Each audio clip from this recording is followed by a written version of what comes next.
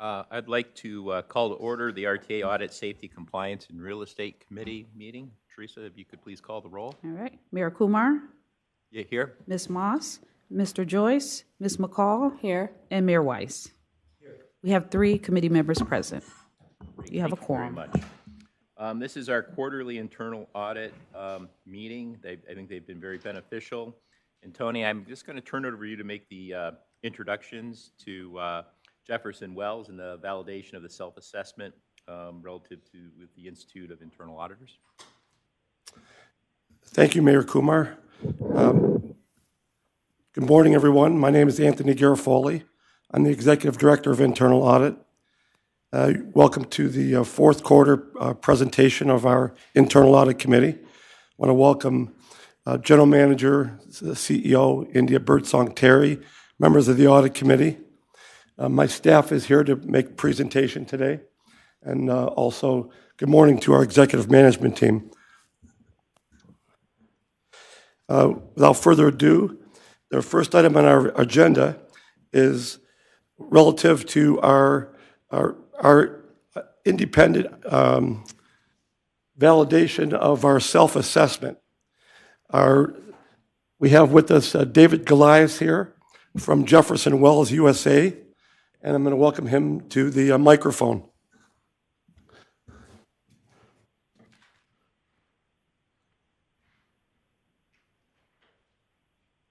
Thank you, Tony.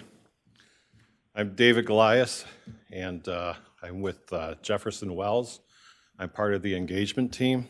It's very good to be here, and I want to thank you all for having me.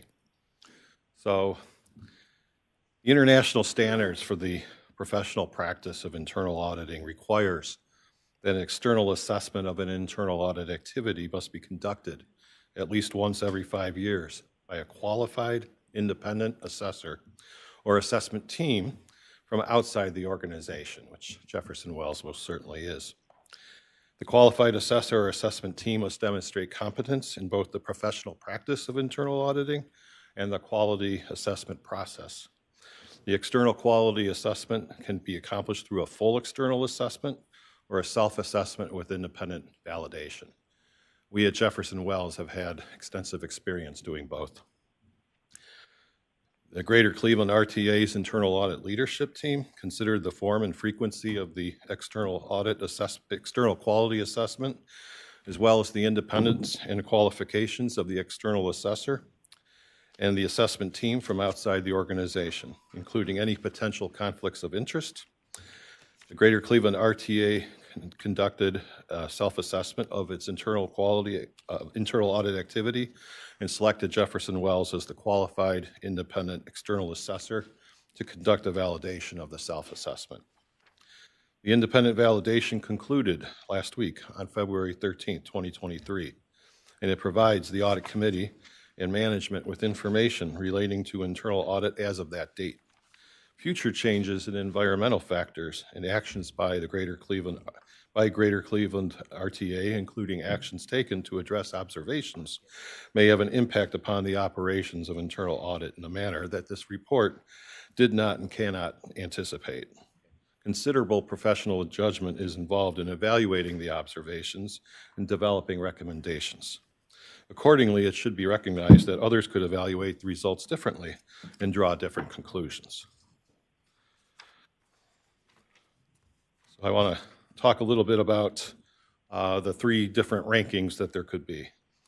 So the internal audit, the IIA, the Institute of Internal Auditors Quality Assessment Manual for the internal audit activity suggests a scale of 3 rankings, opining on the internal audit activity: generally conforms, partially conforms, and does not conform. The ranking of generally conforms means that an internal audit activity has a charter, policies, and processes that are judged to be in conformance with the standards and code of ethics. Partially conforms means that deficiencies in practice are noted and are judged to deviate from the standards and the code of ethics. However, these deficiencies did not preclude the internal audit activity from performing its responsibilities in an acceptable manner. Does not conform means that the deficiencies in practice are judged to deviate from the standards in the Code of Ethics, and they are significant enough to seriously impair or preclude the internal audit activity from performing adequately in all or significant areas of their responsibilities. It is our overall opinion that internal audit of Greater Cleveland RTA generally conforms to the standards in the Code of Ethics.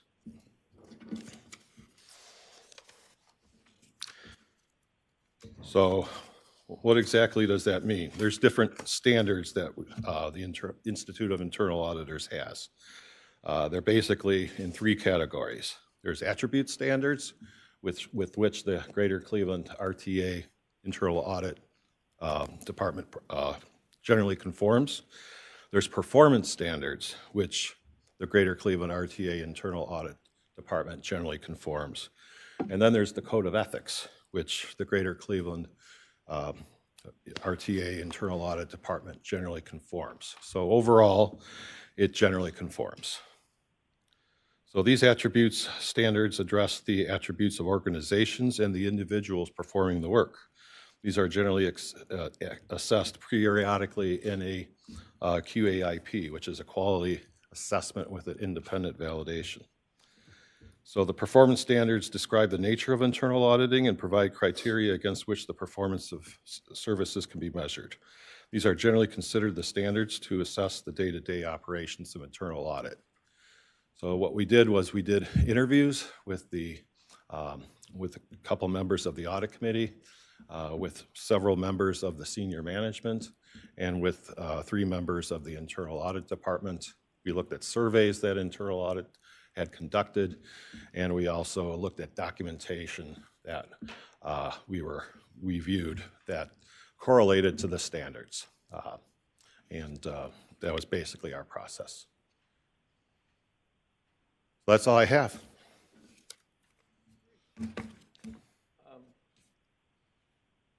Questions from members? Any questions? Just any comments that you had? I know you had some observations from your other experience and best practices, and just any thoughts you want to share with us on those observations that were listed? What I'm going to do with that is those observations have been sent to Tony, and he's going to send us his comments back, his management comments. So I want to respect that process, but I will say that the observations we had were more along the lines of recommendations for improvement. Everybody gets those in our assessments. And we also found some best practices, things that other departments typically do not do. So, and that we find also.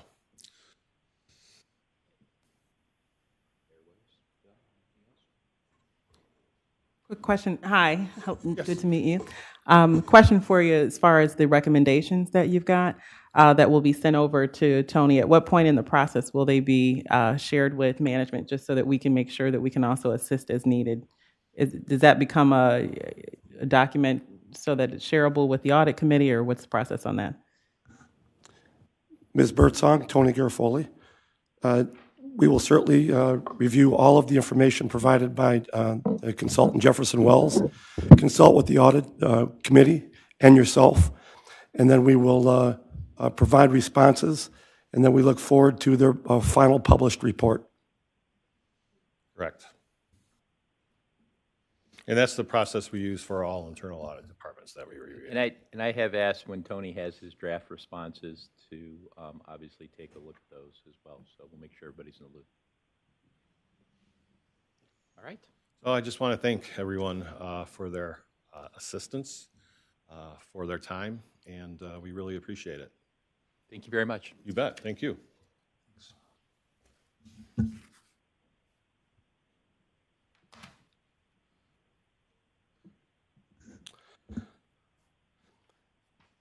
I'd like to publicly thank David Golias and Jefferson Wells for their professionalism and the report, and we look forward to our work in the future. I'm going to ask that folks please excuse my voice. my fifth grade boys basketball team made a run at the championship, and what coaches do, they have to do a little coaching on the floor. I lost my voice over the weekend. Stephen Zimmerman, our lead auditor, is going to take it from here, relieve my voice a little bit.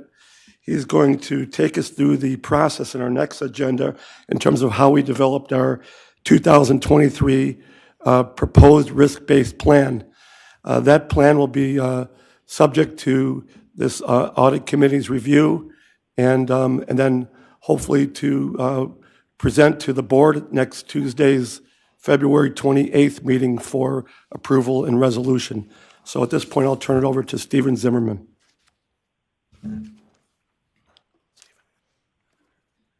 Okay.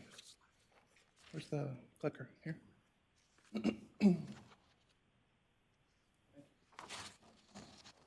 morning, Audit Chair Kumar, members of the Audit Committee, CEO, General Manager Birdsong Terry, and members of management.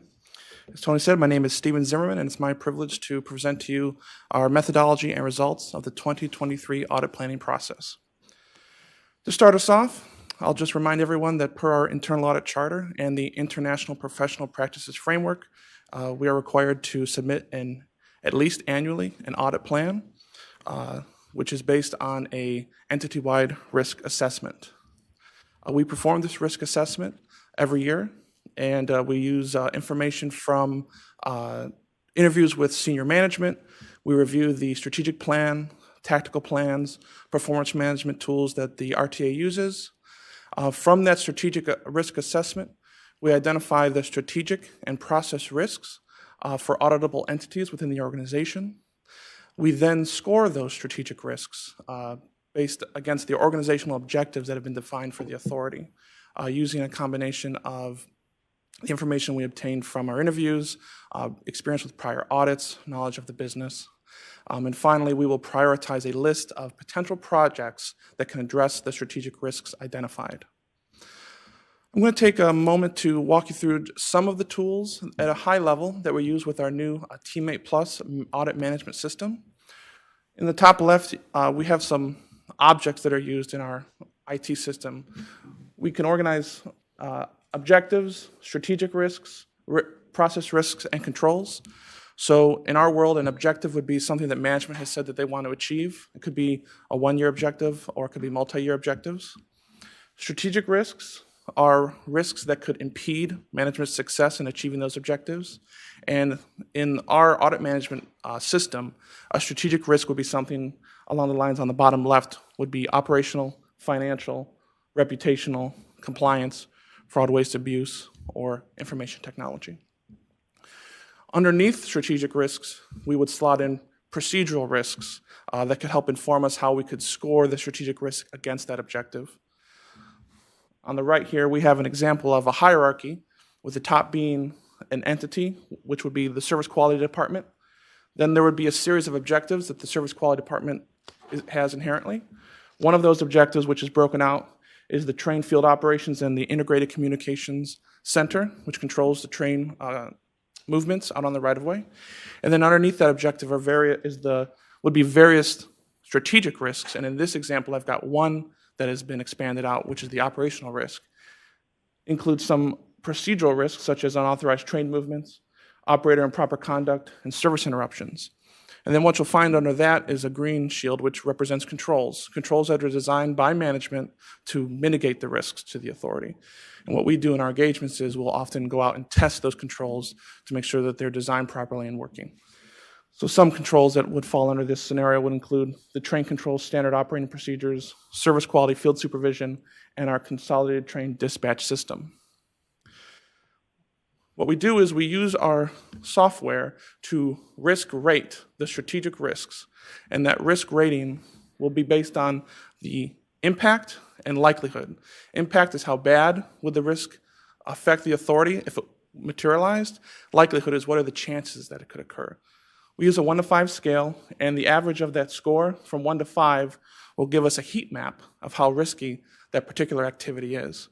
The more risk that's inherent in an activity, objective, or entity, the more likely we may want to provide assurance and do a project that could either provide assurance for the authority or do a risk exposure review. This is a snapshot of what the composite scores look like based on the entities in our teammate audit management system. So this one is showing for the operations division all the different departments that live within that division, and they've all been scored according to all the strategic risks we've evaluated, which should have process risk and controls underneath them. And you'll see that some activities are more risky than others. And I want to also mention that when we do this annual risk assessment, we're looking at the inherent risk. That's the risk where you assume that you don't really know the full extent or veracity of the controls or how effectively they're working, because we can't know if the controls are working effectively until we've done our assurance engagement. So something like the rail car replacement project, it's got a lot of operational, financial, compliance risk because it's such a big project at the authority. So we have that as its own entity, and you'll see that in red. Where other entities or activities might have a lower level of risk. Again, this is looking at it from a world where there's no controls. We know the controls exist, and the way that our system works is, as we go out and complete our engagements, we can provide scores on what is the residual risk. What is the risk after we've validated the controls are in place and working effectively? And then that would cause the scores to go down.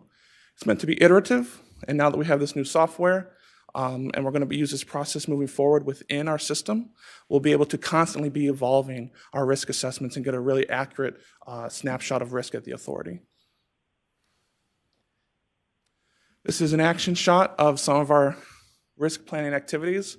So after we finished using the software to risk rank all of our auditable entities, we then put up potential projects, audits, insurance engagements, consulting engagements if they were requested by management that could address all of those risk areas.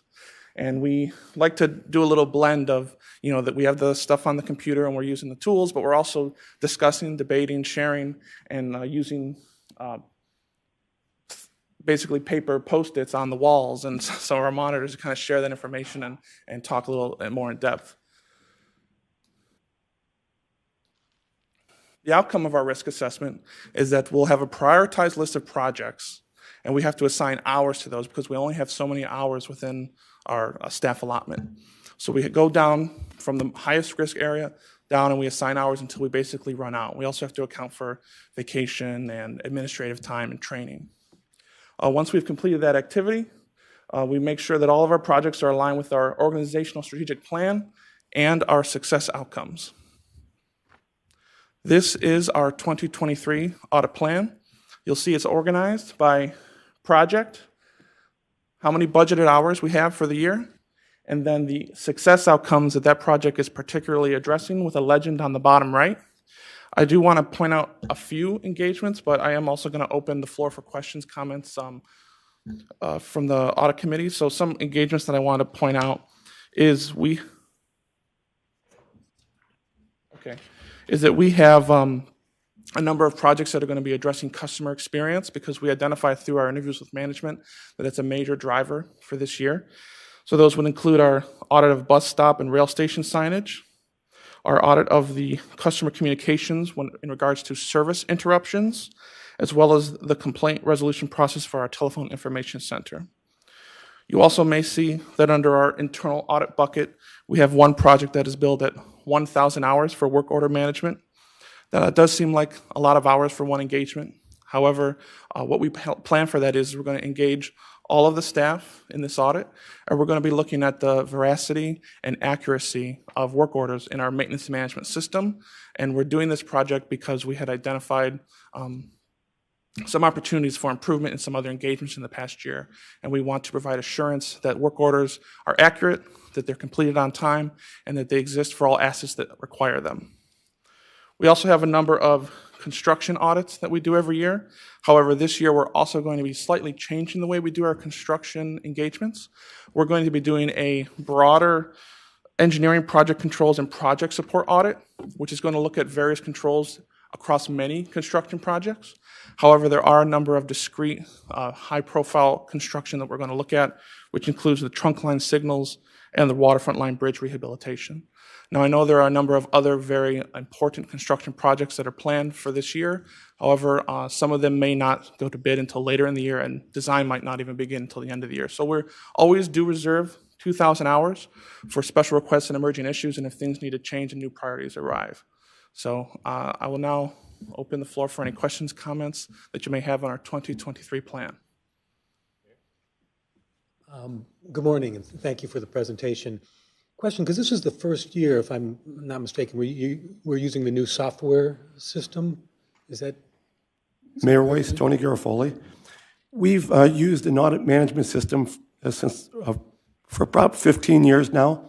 This is just a more modern replacement system. We've used this risk ranking process throughout my tenure here, almost 27 years. So we wanted to demonstrate both this modern technology that we're using, but also to let you know that this is a common practice and our sustained practice. Yeah, I'm with you on that. I assumed. So I was like, look, just for a moment, like on page 10 of the risk scoring, maybe just You might have to help me which page it is. that's one? it.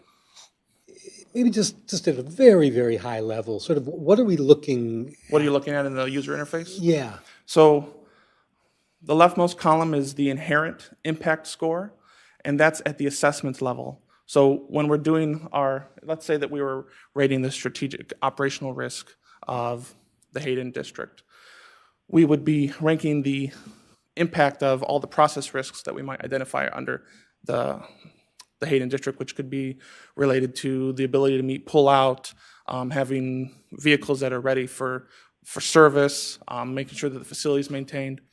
And we would score it out from 1 to 5. Now, the next column, which has a briefcase symbol to it, that's meant to be the results of an engagement. If we did an engagement that addressed the operational risk at the Hayden district, we can import that score into that column, so it won't have any content. That's why you see it slightly grayed out. Same thing for the likelihood at the assessment level. And then what Teammate does, and like Tony said, we're doing this in a different way, but not without this way to house all the information together, is it will create a composite score from 1 to 5. So if you rank from 3 and a 3, you'll get a 3. A 4 and a 2, it'll still come out to an average of 3. You get the idea. And it'll assign a color code as a heat map that can tell you how risky the activity is. So a score of 5 would be something like the impact would be a substantial impact to the authority, and the likelihood is virtually certain that something will happen. So that's also based on, last year we presented our 14 risk factors. You can break this out into even more detail and look at the materiality of it, the frequency that the transaction or whatever activity occurs, how much money is being transferred, or if there's cash or liquidity there. All sorts of factors can go into these risk ratings. It can be subjective sometimes, but we try to be as objective as possible. And I think what helps is experience from prior engagements and our knowledge of the authority, learning from the executive management team every year, things that they're concerned about. We do our best to come up with a reasoned and defendable risk assessment. It's helpful. Thank you. Other questions?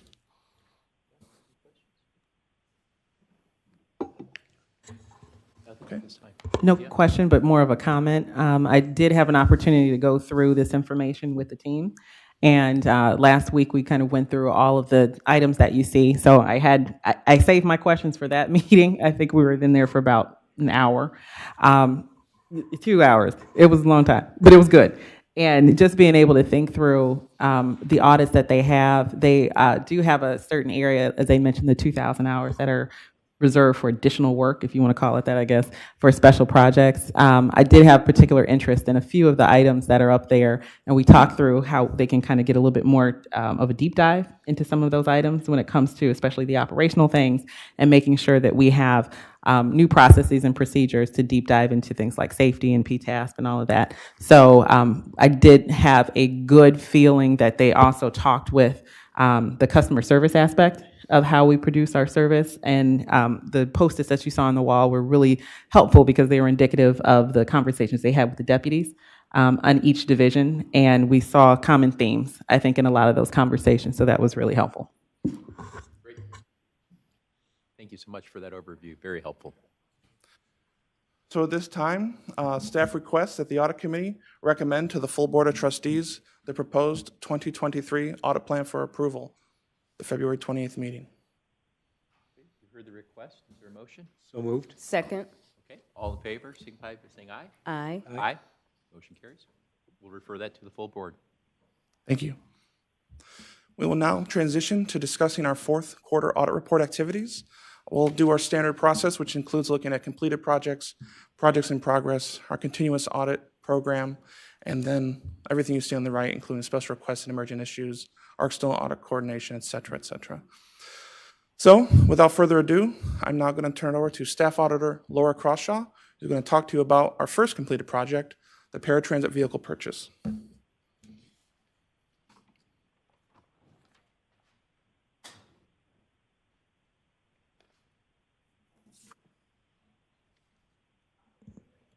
Good morning, Audit Chair Kumar, members of the Audit Committee, General Manager, CEO Birdsong Terry, and members of the Executive Management Team. I will start by presenting my completed projects from the fourth quarter. The first completed project was paratransit vehicle purchase, which was 20 vehicles from Western Reserve Coach. The Board of Trustees authorized the purchase under Contract 2022-103 with Western Reserve Coach Sales, Inc., for the purchase and delivery of up to 20 Western Reserve Diamond paratransit coaches. Audit staff completed the applicable pre-award Buy America review required by the FTA. Our results were satisfactory, and the pre-award certificate was issued. We have no issues for board consideration. The next completed project was petty cash. Our objective was to reconcile 100% of active GCRTA petty cash accounts in accordance with GCRTA Administrative Procedure 003. Our scope was all active GCRTA petty cash accounts. Our results were satisfactory, and we have no issues for board consideration. My last completed project from the fourth quarter was the employee separation process. Our objective was to define the current process, evaluate its controls, and identify any improvement areas.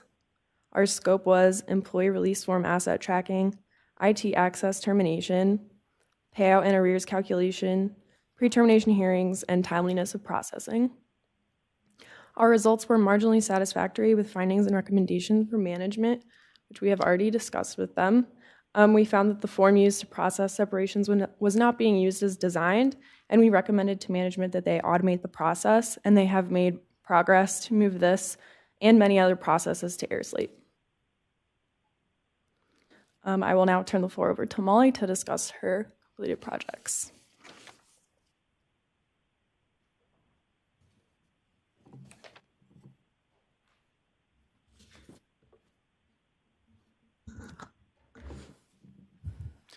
Good morning, Chairperson Kumar, members of the Audit Committee, and General Manager, CEO Birdsong Terry. The first project I completed in the fourth quarter was, as we complete in every quarter, our audit of travel and expense reimbursements. We reviewed 100% of fourth quarter trip reports and travel expense reimbursements for compliance with policies and procedures. Our results were satisfactory with findings and recommendations for management, and there are no issues for board consideration. The next project I completed in the fourth quarter was our audit of the advertising services contract. Our objective was to evaluate compliance with the contract's scope of services and invoice requirements. Our scope for testing included invoices, monitoring of contract spend, and campaign KPIs, and our results were satisfactory with findings and recommendations for management, so there are no issues for board consideration.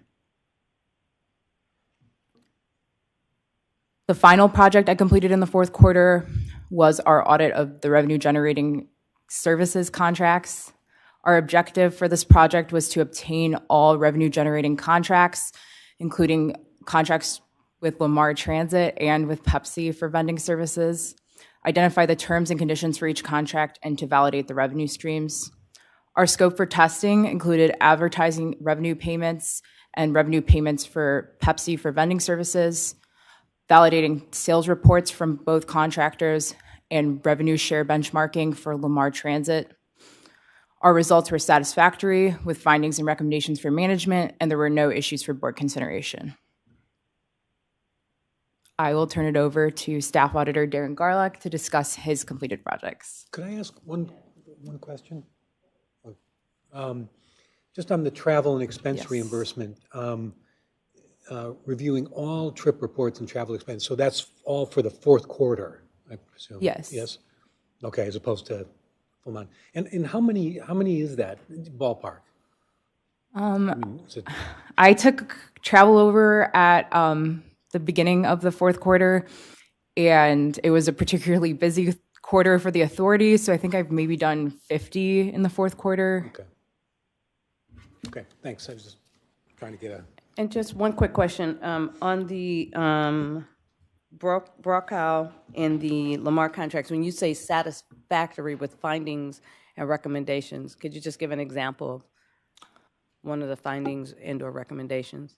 One example from the Brokaw audit was in our review of other transit agencies' advertising services, we found, this is from Lamar actually. In our review of other transit agencies' advertising services for benchmarking, we found that a lot of them have an advertising policy. So that was a recommendation that we had for management. And when we met with Dr. Walker-Minor, she had actually already been working on that. So great audit result. Okay, and then the other one, the Brokaw? Just an example. An example of a finding from this audit, there was a minor miscalculation on a single month of invoices that I found in my scope of invoice review. So that was an issue that we raised, and it was, I think, less than $100 of overpayment by the authority. But nothing major in either of the, okay, No. great, thank you. If I can add, Molly, I think you're absolutely right.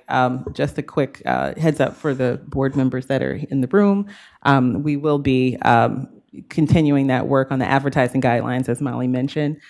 We have found, and we've been working with legal to be able to kind of review those guidelines, and we'll bring that to your attention later on this spring before we move forward with full adoption. Of course, we want you to make sure that you're aware of what our intent is to revise those practices. And then we're also, and if I can for just a second, she is behind me. Okay, Natoya and her group has been working through all of the contracts through advertising, just as the entire group has kind of been revamped. So this has been really helpful for audit to be able to kind of have that data versus gut check about how we've been working with our vendors and our relationships, especially in the areas of advertising and revenue that we're getting in. So it would be probably smart of us to be able to come back to the board at some point in the spring with an overall review of just how we're managing the contracts, especially since a lot of them are coming up for renewal or either extension years. Mm-hmm. And actually, it's timely. I have a quick question. Who's responsible if there's like an ad in a bus stop and the ad is like a date specific type of ad and then it's expired? So who, is that Brokaw? Is that Lamar? Is that us? I'm smiling because that's a question that I asked with the team as well. I think a lot of it, and I'll defer to Natoya, but a lot of it depends on the content and who put it up. Yeah. So it's a little bit of a split. But Natoya, go ahead, and I don't want to steal your thunder. Sure. Thank you for the opportunity. I want to answer your question. It's us, and we're working very closely with Lamar and Brokaw on dates. Internally, we have established a process also with Dave Basso, who reports to Dr. Caver for anything that has expired in and around our shelters that we also put up. So we're very conscientious of dates, whether we install it or someone else installs it. In addition to what GM Birdsong Terry indicated, when we provide you the review of the draft advertising guidelines, we review 10 other transit authorities across the country. Mm-hmm. That was the first assignment that I gave to Sharon Jenkins in her role as director, and she came through, and we've worked very well with Don Tarka in legal.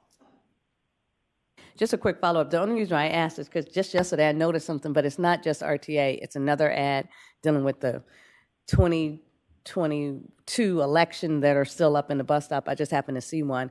And I imagine that would be kind of tricky to track. So I'd be interested to see how you guys come up with that.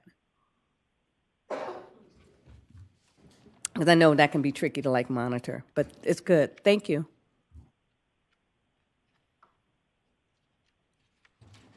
While they're switching at the podium, sorry, I just wanted to mention as well, the travel has been an ongoing auditing process, and as Mally mentioned, with travel ramping up as hopefully we're emerging from the pandemic, we have seen additional, I just wanted to mention, every travel outside of Cleveland is required for documentation. So that could even be trips to Columbus, where we're going to testify, for example, yesterday. So if anything that we have to reimburse for mileage and that kind of thing are also included in that travel. So I didn't want the red flags to go up and say, oh my gosh, you've got 50 people traveling within a quarter. It could also be trips back and forth from the Capitol or trips back and forth to be able to audit or inspect vehicles that we have coming in as well. So all that is included. It's not just professional development.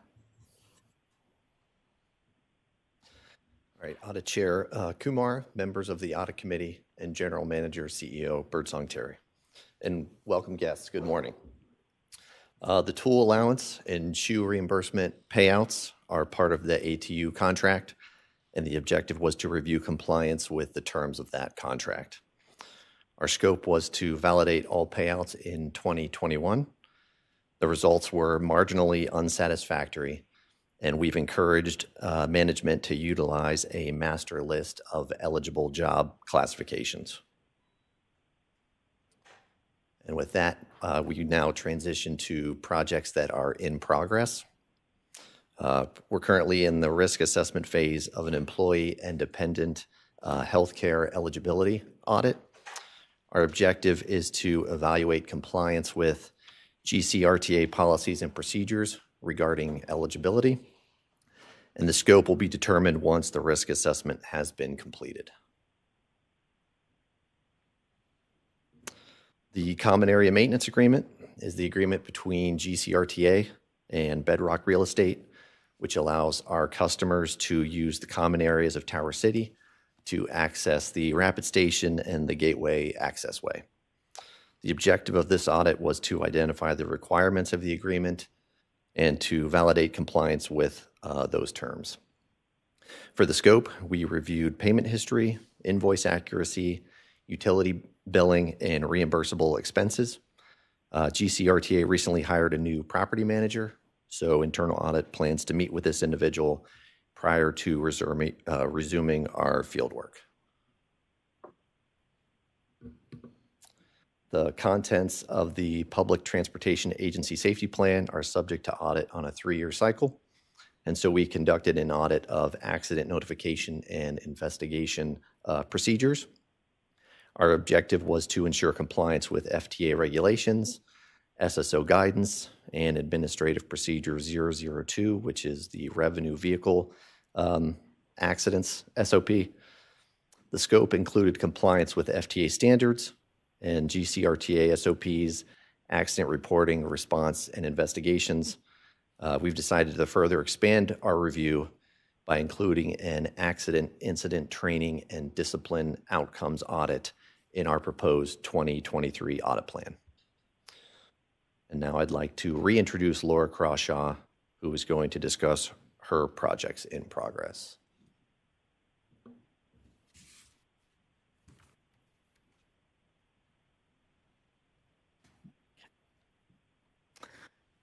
I also worked on an audit for the Public Transportation Agency Safety Plan review cycle for the drug and alcohol program. The objective was to evaluate GCRTA drug and alcohol program adherence to federal regulations and FTA guidance. Our scope was to evaluate PTAS compliance with ODOT and FTA checklists for content as it relates to drug and alcohol programs. This project is in the reporting phase, and we will meet with management soon to discuss results and get their responses. Next project in progress is an audit of our Fair Media ticket stock contract. The objective is to review ticket stock vendor contract, identify compliance obligations and risks to management objectives, and to document controls and evaluate compliance with the contract. Our scope is pre-printed ticket stock inventory, blank ticket stock inventory, fare card testing, fair media destruction, and contract invoicing. This project is also in the reporting phase, and we will meet with management soon to discuss results and get responses. My last project in progress is a physical inventory of parts. Objective is to provide assurance for management's physical inventory of parts accounting until 12/31/22. Our scope is management is counting 80% of inventory by value. Internal audit will observe management counts, reconcile records, evaluate controls, and conduct sample counts at districts. This project is in the fieldwork phase right now. The physical inventory at Central Bus Maintenance Facility was completed, and management is planning a count at rail equipment and sampling at districts. I will now turn it back to Staff Auditor Molly O'Donnell to talk about her projects in progress.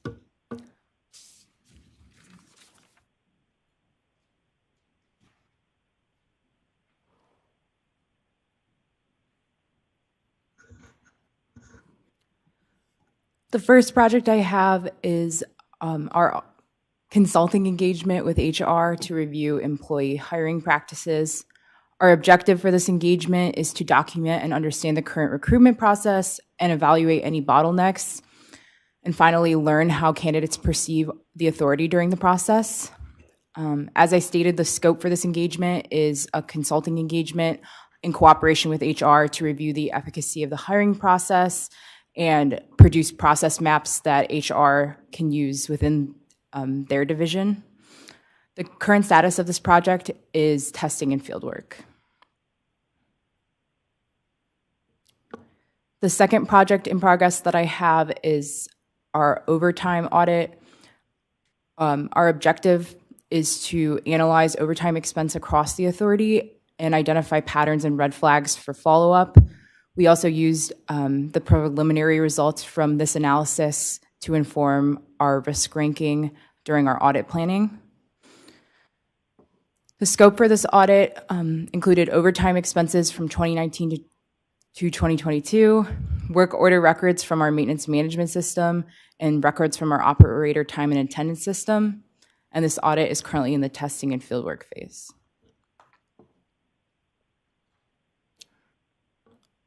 I'll turn it over to Lead Auditor Steven Zimmerman to discuss the remainder of the projects in progress.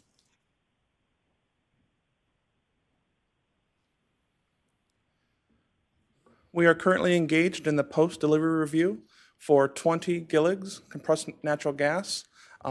Currently, we have certified Buy American compliance with 10 of the 20. Additional GILIGs are on site and undergoing final checks by the Fleet Management Department. These vehicles have the Metro Health livery, and I know that our operating districts are looking forward to getting the new vehicles as soon as possible, so we will continue to coordinate with Fleet Management to ensure that the Buy America compliance is done as soon as we can. We are continuing to monitor the heavy rail motor overhaul. Not much has changed since we last provided an update. It is a long process. There are a lot of motors that are being overhauled, and each motor takes a lot of time for the vendor to complete the work. So management is continuing to receive those overhauled motors. One statistic that I have heard from a recent update, though, is that none of the motors that have been installed, the new motors on the vehicles, have encountered any issues on the road. So hopefully these new motors will address all the smoking events that RTA has been experiencing the past few years. Finally, we also continue to monitor the railcar vehicle procurement. Right now, we are expecting the management team to provide an award to the board, or solicit an award from the board in April. Once the board has provided an award to a selected vendor, we will then conduct our Buy America review. And then once the Buy America review is complete, then the vendor will receive their notice to proceed. So we are ready when the process comes along. I will now turn it over to IT Auditor Andrew Scott, who's going to discuss one of his projects in progress and our audit blitzes for the year. Good morning, Chair Kumar, members of the Audit Committee, CEO, GM Birdsong Terry, and members of management. In the fourth quarter, we were able to complete the analysis of the second round of hazard payments for the COVID incentives payments. The second round of payments were issued by management on November 17th for any non-temporary employee who had active employment as of November 10th. Full-time employees received $1,000 and part-time employees received $500. Total, there were 2,054 checks issued for a total of approximately $2 million paid out, bringing the total for both payouts to approximately 4,050 checks and $6.5 million. There was one identified terminated employee in the second round of payments that received payment, and that issue was, management was alerted to that issue to make their decision on reclamation of payment. In our fourth quarter presentation, we discussed our intent to perform a series of blitz audits, which would utilize teams of 2 or more auditors to expedite a series of audits. During the fourth quarter, we performed a count at the Tower City Customer Service Center. During that count, auditors did a 100% count of the teller drawers and vault, and there was a $5 variance found in that count and no other issues identified. We also had the full team of auditors go out into the field at strategic locations downtown to test the onboard validators for the EasyFare app. Each auditor was equipped with their smartphones and EasyFare accounts loaded up with a regular all-day pass, a senior disabled pass, as well as an expired pass. And throughout that testing, at the time we tested about 1/3 of the installed validators, and we identified no issues with the hardware and testing. Finally, there was a blitz of the pre-printed fare media inventory. During this, there was a sample taken of the vaults at the revenue district. That sample was validated against the Oracle inventory on hand report, and there was no variance between the count and report. In addition to the inventory count, there was an analysis done of the access controls to the inventory building and the vaults, taking a look at key card access, assigned keys, and access to the key watcher system for all employees who have access to the system, and no issues were found. During the initial planning, record, data gathering, and scope development, we initially planned on blitzing the healthcare dependent eligibility, records retention, and third-party paratransit revenue collection.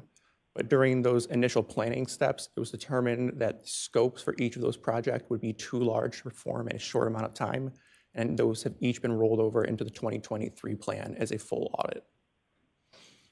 I will now have Randy Bowles come up to discuss the fourth quarter and end-of-year continuous audit efforts.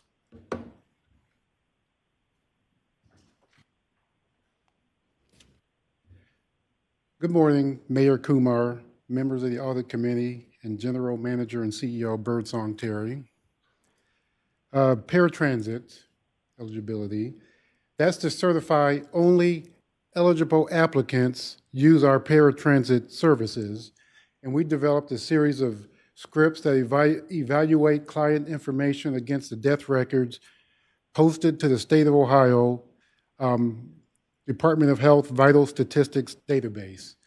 And certain things that we look for are obviously deceased, applicants, but other things could be riders over a certain age, date of last ride, or duplicate names.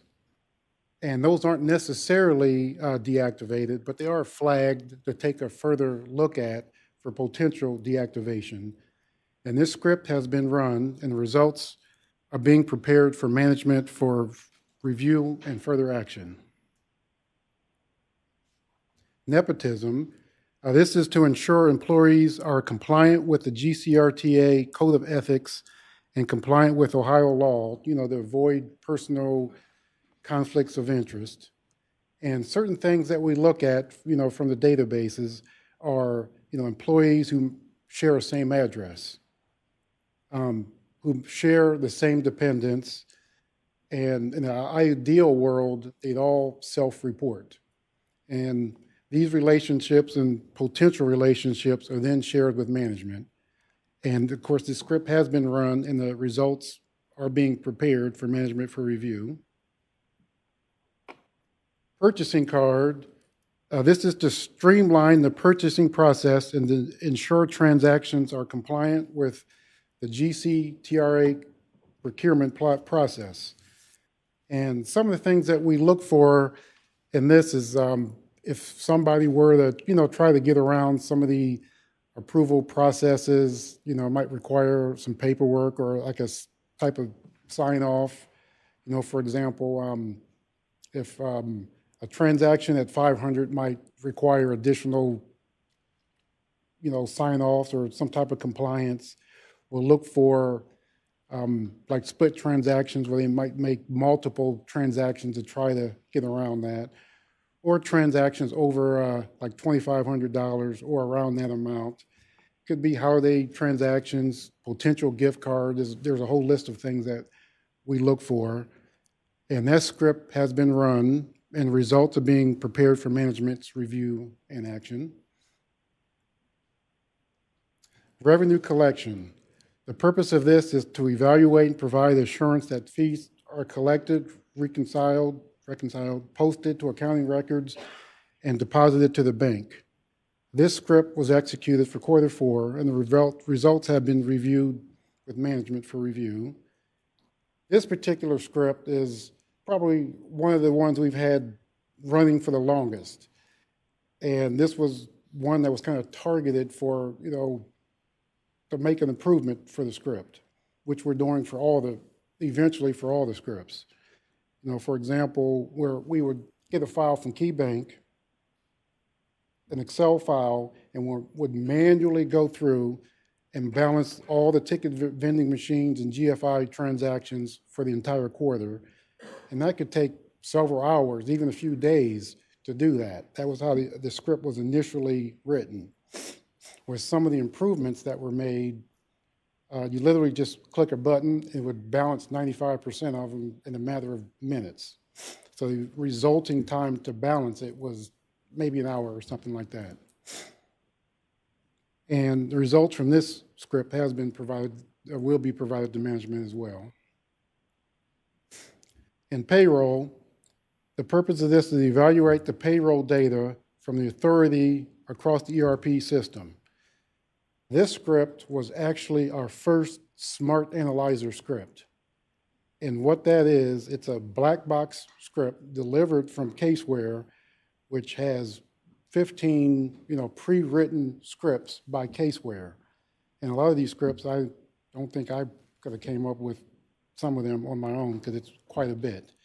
But it requires some behind-the-scenes work to develop the script so it could actually tag the fields to match it to Caseware's fields. And this script has been run, and the results are being prepared for management as well.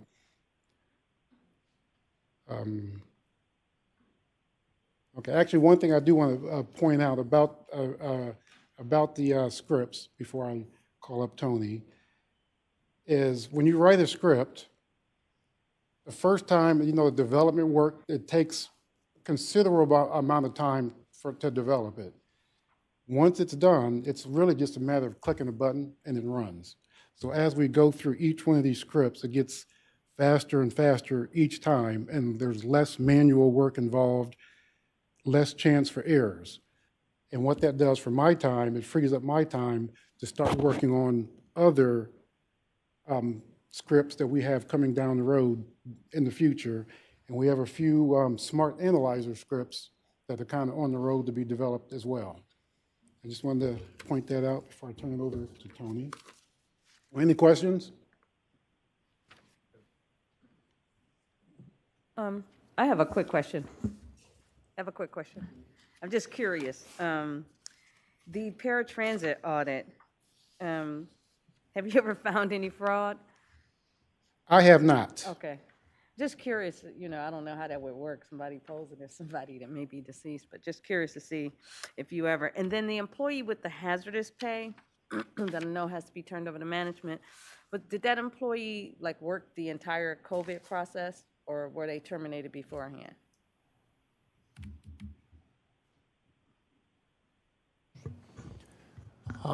So it was the management decision that only active employees as of 11/10 would receive that payment. During the spring payout, there was also a set date at which employees would receive that. Okay. So for that particular employee, I do believe that they came very close. I believe they were terminated maybe a week prior. Okay. Thank you. Just as that's accurate, there was extensive debate and conversation as to what the cutoff points would be for issuing those checks. A lot of that was also determined by active employment and also being in good standing, and that's when you get into that termination kind of cutoff to make sure that we were providing the benefit to those employees who were active within our roster and also didn't get into disciplinary, and if you had to figure out if they were actually here or not. But I think they did a yeoman's job of it. To have that many checks that went out with that one discrepancy was a good thing.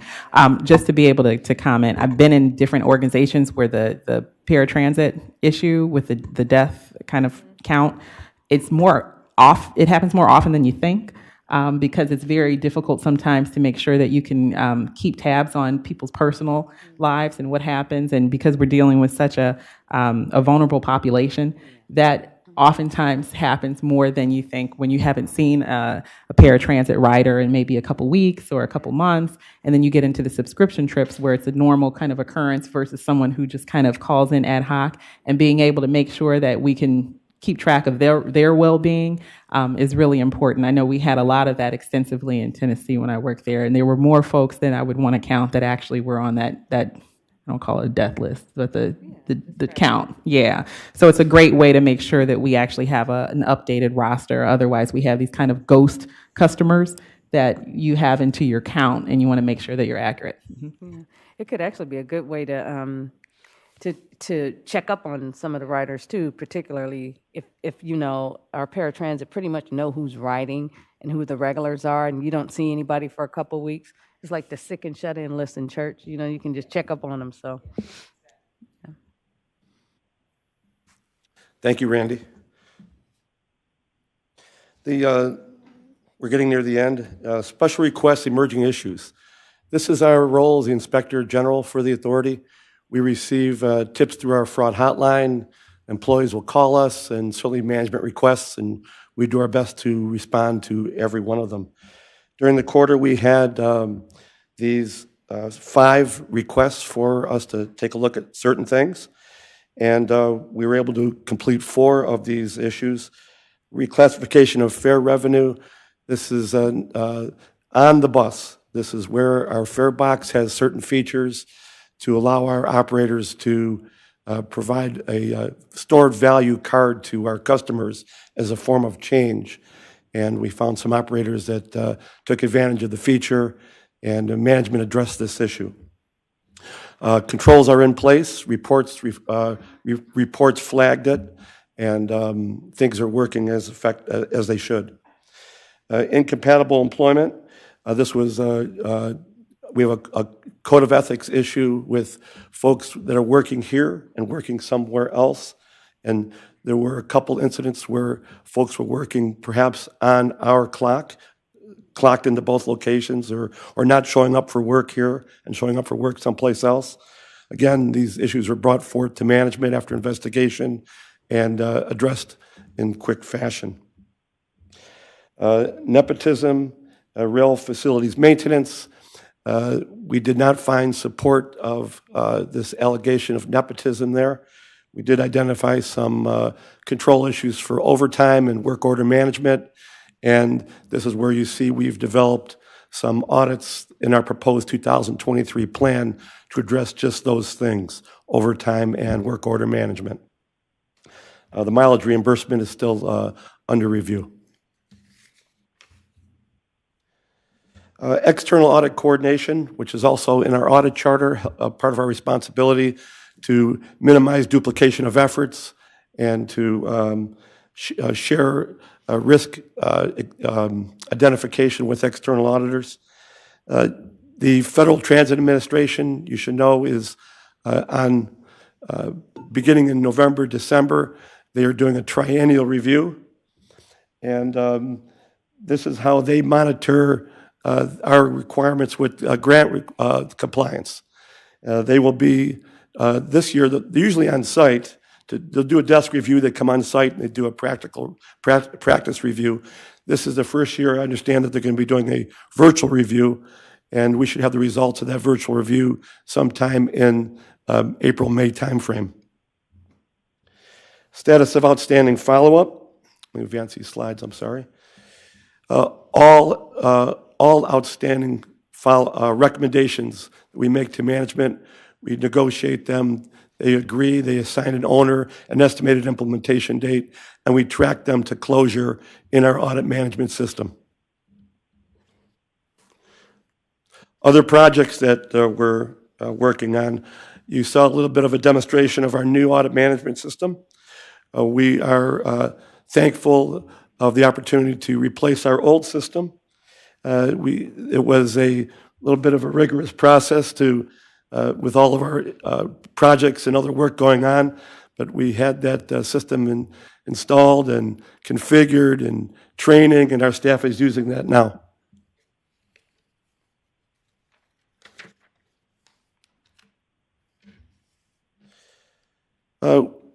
As you're aware, the authority entered into an agreement with a new third-party administrator for healthcare claims and processing, beginning in January of this year. So there's a transition of our long-standing previous third-party administrator. We plan to outsource or co-source that audit work to review the claims processing review and payment of those invoices by the third-party administrator. We want to make sure there's a smooth transition between our previous vendor and the current vendor. So we'll be working with procurement, and we'll be working with our general manager, CEO, to procure some audit services to support us in that effort. Other projects, we continue to manage a fraud hotline. We are in a number of different steering committees to provide some broad-based information and support. This is also where we learn about risk and will help us to develop some assurance or consulting projects to support management in their work objectives to attain them. Staff training in the quarter. We are very busy with training. We, of course, did a lot of training with our new teammate software.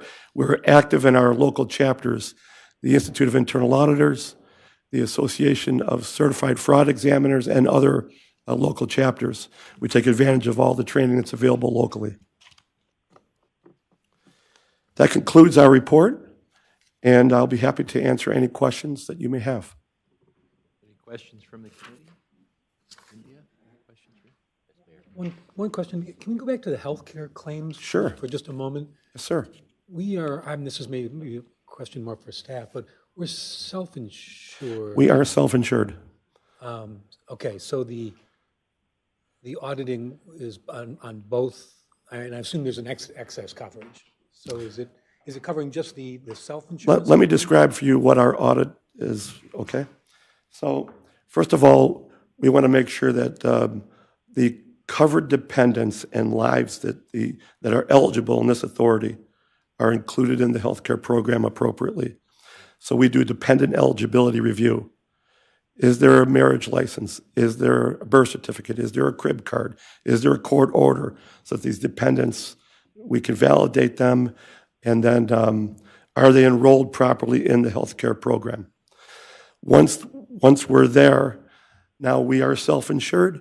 We rely on a third-party vendor to process all of the claims when our employees go to the doctor, go to the hospital, go to the rehab centers.